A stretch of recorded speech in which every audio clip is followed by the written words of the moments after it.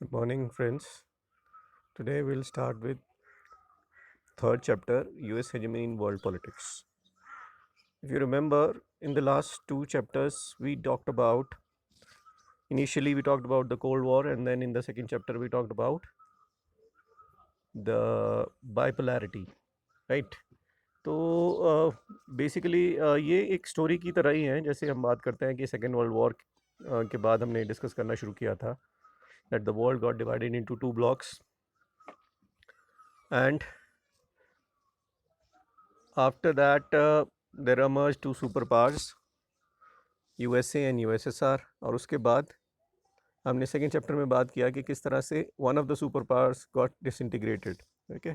और अब उसके बाद थर्ड चैप्टर में हम बात करते हैं कि जब दो सुपर पावर्स में से एक सुपर पावर डिसइंटीग्रेट हो जाती है उसके डिसइंटीग्रेशन के बाद the world after that the world is left with only one super power एक ही सुपर पावर बचती है और वो सुपर पावर जो है वो अपनी डोमिनेंस जो है वो पूरे वर्ल्ड में इस्टेब्लिश करना शुरू कर देता है ठीक है मतलब आप इसको समझना चाहें तो ऐसे भी समझ सकते हैं कि दो राइवल्स थे ठीक है दो बड़े अपोनेंट थे दुनिया में जंगल में दो शेर थे ऐसे भी आप कह सकते हो उनके बीच में राइवलरी थी पार को लेकर सुप्रीमेसी को लेकर उनमें से एक ख़त्म हो जाता है तो जो है the remaining becomes the absolute power और वो अनक्वेश्चन पावर उसको मिल जाती है और वो अपनी पावर का मिसयूज़ करता है तो यूएस हेजेमनी का मतलब ही डोमिनेंस है कि US after disintegration of USSR US started behaving like a hegemon है ना एक डोमिनेंट पावर की तरह बिहेव करना शुरू कर दिया उसने और दुनिया में एक ही सुपर पावर रहेगी that was United states of America so we'll start the chapter and initially when we talk about the chapter there are stories about Andre, Jabu and Aisha ये तीनों अलग अलग इंडिविजुअल्स हैं स्टूडेंट्स हैं या कह लीजिए आप टीनेजर्स हैं और जो दुनिया की अलग अलग जगहों पर हैं और इन तीनों की स्टोरी क्या है कि आयशा जो है वो बड़ी अच्छी है पढ़ाई में और कहीं बगदाद में रहती है एंड वो प्लान कर रही है कि वो मेडिसिन पढ़े यूनिवर्सिटी में डॉक्टर बनने बट 2003 में एक मिसाइल अटैक में एक रेड होती है जिसमें वो अपने एक लेग को खो देती है ना बट दोबारा अब वो दोबारा से फिर पढ़ाई करना और चलना शुरू कर रही है कोशिश कर रही है कि बिना with one only leg how could she walk and अपनी पढ़ाई कंटिन्यू करना चाह रही है दूसरी स्टोरी है जाबू की एक बड़ा टैलेंटेड आर्टिस्ट है डर्बन में रहता है साउथ अफ्रीका में और उसकी जो पेंटिंग्स हैं काफ़ी इन्फ्लुएंस्ड है ट्राइबल आर्ट से और वो पेंटिंग में ही अपना करियर परस्यू करना चाहता है ठीक है पर उसके जो फादर हैं वो चाहते हैं कि वो एमबीए करे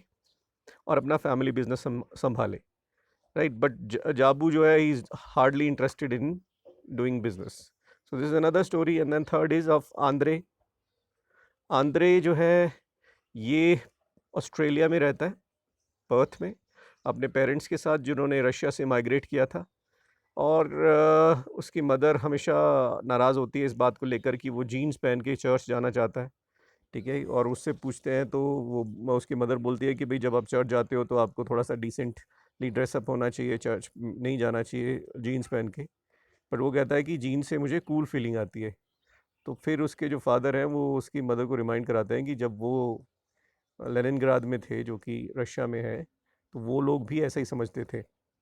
ऐसा ही फील करते थे तो gene was actually a symbol of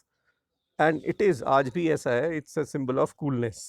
तो ये तीन स्टोरीज़ हैं अब ये स्टोरीज अनफोल्ड होंगी with the passage of time in the chapter आगे जैसे हम चैप्टर पढ़ते हैं तो फिर हमको आगे ये स्टोरीज़ को रिलेट करना आसान हो जाएगा क्योंकि हम ये तीनों स्टोरीज जो हैं वो यूएस डोमिनेंस के एक किसी न किसी एक एस्पेक्ट को हाईलाइट करते हैं और एक बात इंपॉर्टेंट यहाँ पर यह है कि अमेरिका जो है अमेरिका का डोमिनेंस कितना है दुनिया में ये एक बात और इस्टेब्लिश करती है उसको और वो क्या है कि अमेरिका जब हम बात करते हैं तो अमेरिका और यूनाइटेड स्टेट्स ऑफ अमेरिका हमको लगता है ये दोनों एक ही चीज़ है but in fact these are two different things America बहुत बड़ा एक कॉन्टिनेंट है जिसमें नॉर्थ साउथ अमेरिका दोनों आ गए जिसमें बहुत सारी कंट्रीज़ हैं लेकिन हम उन कंट्रीज़ की एग्जिस्टेंस को इग्नोर कर देते हैं और सिर्फ अमेरिका और यूनाइटेड स्टेट ऑफ अमेरिका को एक ही समझते हैं जबकि अमेरिका अमेरिकन कॉन्टिनेंट में one of the country is United states of America. इसके अलावा और बहुत सारी कंट्रीज़ हैं जिसमें वेनेजुएला है, मेक्सिको है, ब्राज़ील है, बहुत सारी कंट्रीज़ हैं, लेकिन उनकी एग्जिस्टेंस को हम इग्नोर कर देते हैं, राइट? तो this actually shows that what kind of dominance America has in the world politics. Now beginning with अगर हम बात करें न्यू वर्ल्ड ऑर्डर की, जैसे जो कि इस्टेब्लिश करता है यूएस के डोमिनेंस को, तो देखिए ऐसा नहीं हम कह सकते कि जो यूएस डोमिनेंस है वो सिर्फ यूनाइटेड स्टेट्स के सॉरी यूएसएसआर के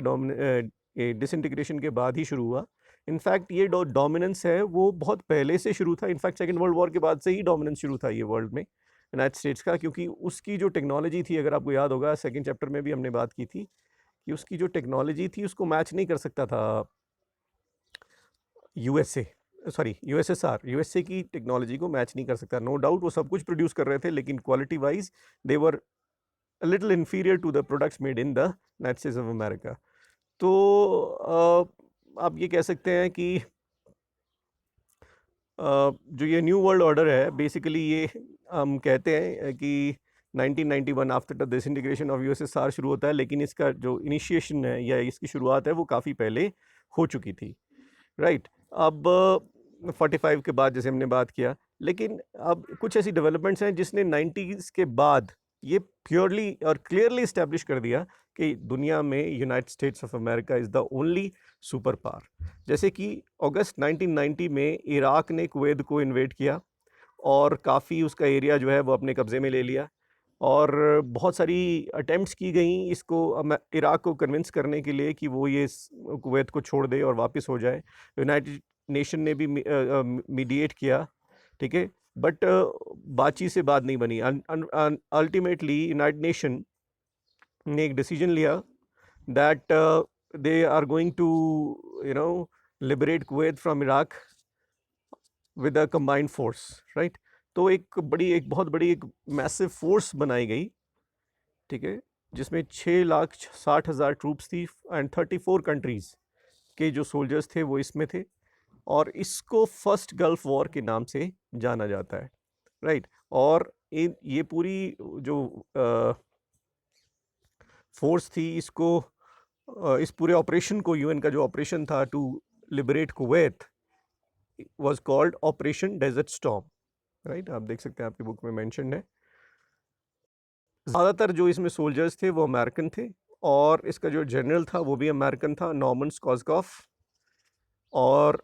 ये जो इसने यूएन कोलिशन को लेड किया, जिसमें 75% जैसे जो फोर्सेस थी वो यूएस की थी, ठीक है।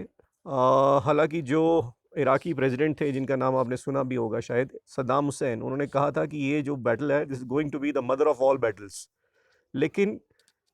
वेरी सून जो है इराक को सरेंडर करना पड़ा in front of the US forces और यूएन फोर्सेस भी आप कह सकते हो, और कुवैत को आज़ाद करा लिया गया। ये जो फर्स्ट गल्फ वॉर है इसने एक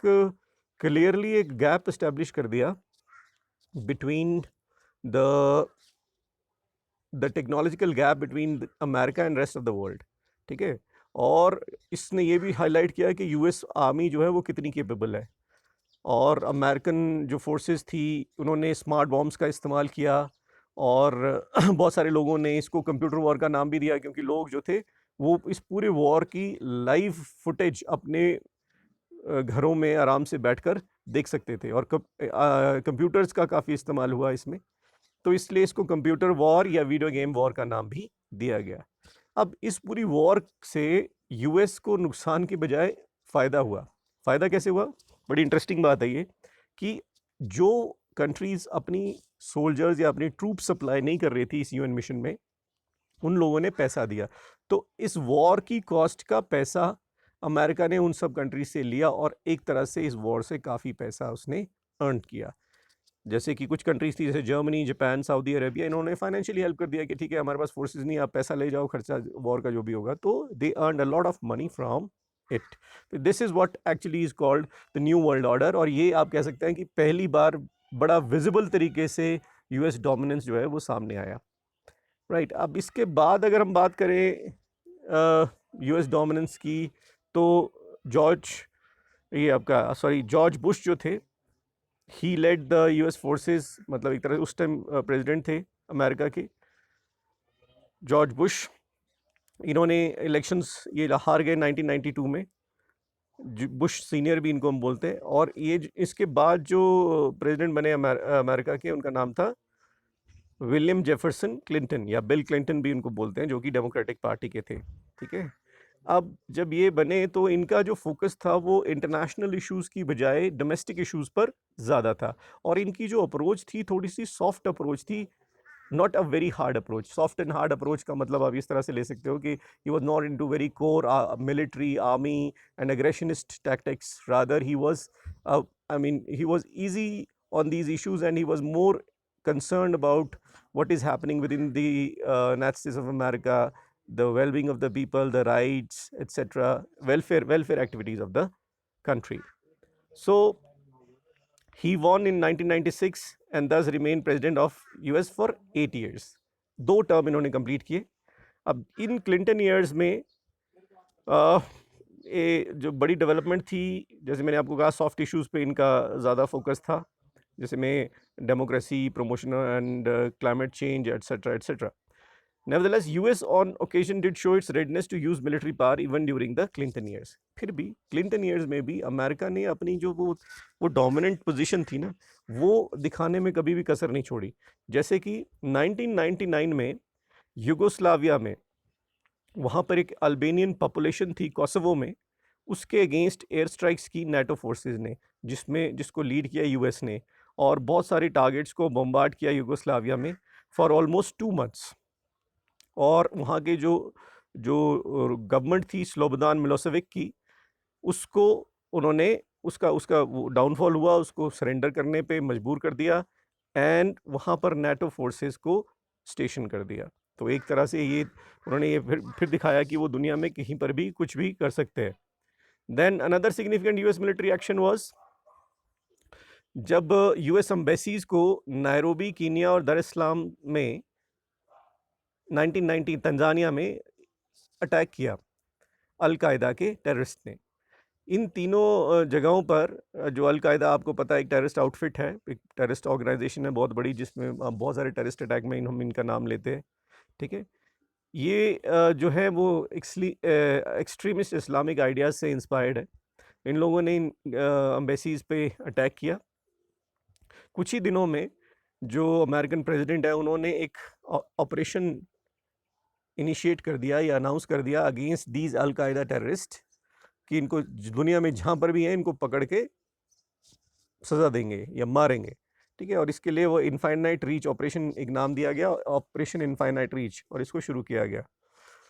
और इस वजह से अमेरिका ने अफ़गानिस्तान, सूडान, जहाँ पर भी उनकी इंटेलिजेंस इनपुट्स थे कि कहाँ कहाँ पर इन अल-कायदा टेररिस्ट के हाइड आउट्स हो सकते हैं, उन सब को अटैक किया गया।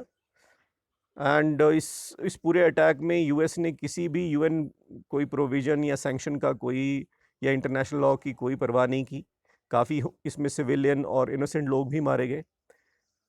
तो this is what was the response of America during the Clinton years. तो आप देख सकते हैं कि किस तरह से एक यूनाइटेड नेशन भी एक तरह से आप कह सकते हो कि टूल की तरह इस्तेमाल किया अमेरिका ने अपने हेजमोनिक